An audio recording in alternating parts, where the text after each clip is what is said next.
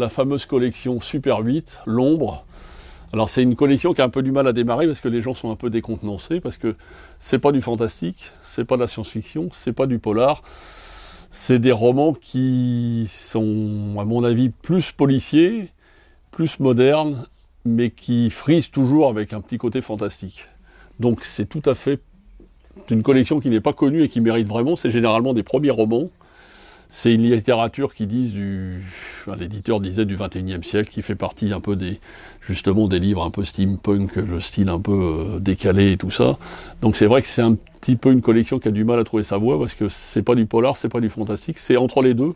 Par contre, ceux qui aiment bien les trucs de suspense qui font peur et qui aiment bien les Stephen King, c'est tout à fait dans le même genre. Moi, je les ai mis en librairie à côté des Stephen King, parce que ça s'adresse vraiment à ce public-là, qui n'a pas peur de rentrer dans le fantastique, qui aiment bien les histoires un peu policières, mais qui ne sont pas forcément rationnelles. Et c'est un bouquin, et ça c'est un des tomes, c'est le dernier qui vient de sortir, et c'est sans doute un des meilleurs de la collection. Stephen Lloyd George, L'Ombre, aux éditions Super 8.